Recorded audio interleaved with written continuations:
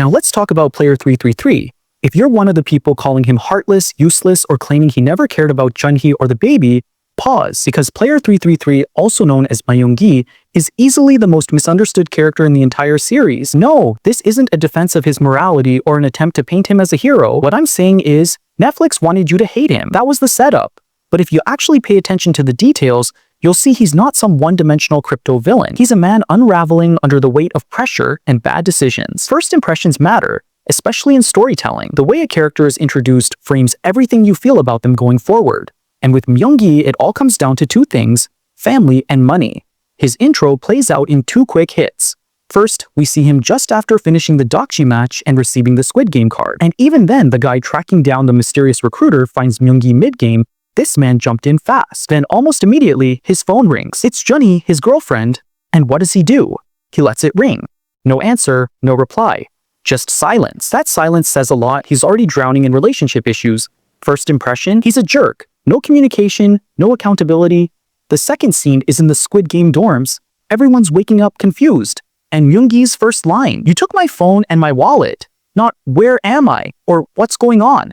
but "wallet" first. Right away, the show tells us where his priorities lie: money. Then he mentions checking his crypto, because of course he does. Later, we find out he was a crypto promoter pushing a joke coin called Dalmatian, which tanked spectacularly, wiping out 15.2 billion won, or over 11 million USD.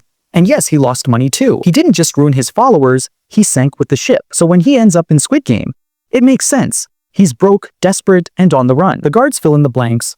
Myung-gi deleted his channel and vanished, trying to escape the backlash from everyone he burned. And while all that is being explained, the camera cuts to Junhee, player 222, the woman carrying his child. That's no coincidence. It's a statement. He didn't just flee financial ruin, he ran from her, from responsibility, from everything that came crashing down. Now, he's trapped in a death game with no way out, surrounded by people whose lives he destroyed, namely Thanos and Namgyu, two players who lost everything to his failed coin. And now that they've recognized him, they're not after justice, they want revenge.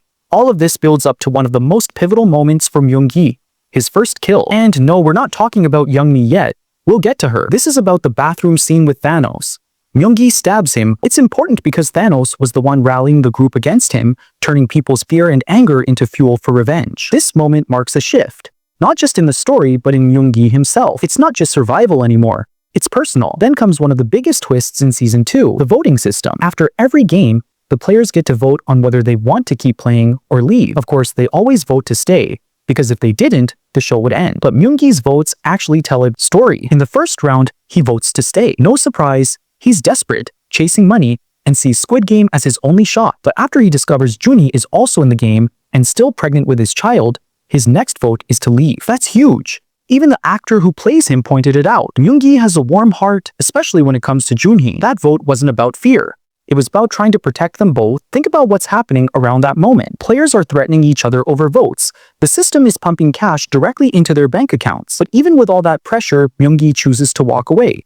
For Junhee and the baby. That's not the action of a selfish villain. That's someone trying to make a better choice, even if it's too late. Next, there's the group game. Players have to form teams of 5. Myung-gi immediately seeks out Junhee and asks to join her team. He knows she's vulnerable, and for once, he steps up. He even apologizes for ghosting her. And sure, that apology doesn't erase the past, but it shows he's trying. Then there's the scene with Young-mi. With 8 seconds left on the clock, she gets shoved. Myung-gi calculates everything. At 7 seconds, she's on the floor. At 3 seconds, she's back up. With just 2 seconds left, Myung-gi pushes Hyunju through the door and slams it shut. Young-mi wasn't even close. And honestly, if he hadn't acted, they all would have died, including Junhee. Even Junhee, who still resented him at that point, agreed Young-mi wasn't going to make it. Then we hit the door game. Only 2 players are allowed to go through. Without hesitation, Myung-gi grabs Junhee's hand. That wasn't a move he thought through. That was instinct. And for the first time, Junhee starts to trust him again. She even warns him to hide when the lights go out. That's the moment where she begins to see the real Myung-gi, the man behind the mistakes, just before it all falls apart again. When Gi-hun calls for rebellion volunteers, Myung-gi looks at Junhee like he's silently asking for permission, but she shakes her head. Maybe, in that second, she's imagining a life outside the game.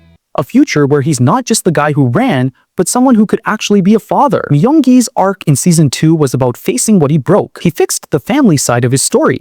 The only piece left, the money. Now we're in Season 3. First game, hide and seek. And honestly, this game is wild.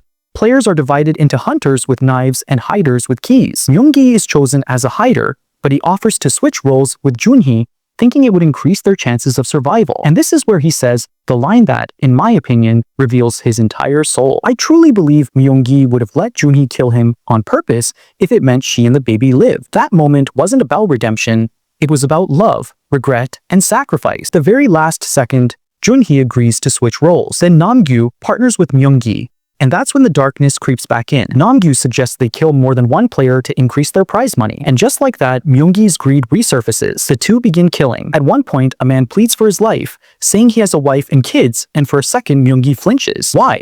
Because that's the very life he's desperately trying to rebuild. That's what all of this is really about for him. Some people say Myung-gi betrayed Junhee because he kept killing, but the truth is, he did look for her. He did find her, and when he did, he protected her. Not by fighting Namgyu directly, but by luring him away. Myung-gi knew Namgyu was ruthless and wouldn't hesitate to kill Junhee and the baby. Myung-gi wasn't strong enough to stop him outright, but he was clever enough to redirect him. Even Namgyu, heartless, vicious Namgyu, could see how much Myung-gi cared. And then comes the moment with player 120. No excuses. Myung-gi killed him when he didn't need to. It was selfish. It was wrong. But by then, his goal had twisted into something ugly. He wanted the money to erase his past, pay off debts, and try to become the father he failed to be. But that single, unnecessary kill shattered everything he had rebuilt with Junhee. Then came the jump rope game. People love to ask, if he loved her so much, why didn't he carry her? But imagine trying to drag an injured, resisting woman across a narrow beam while jumping rope. It was never going to work.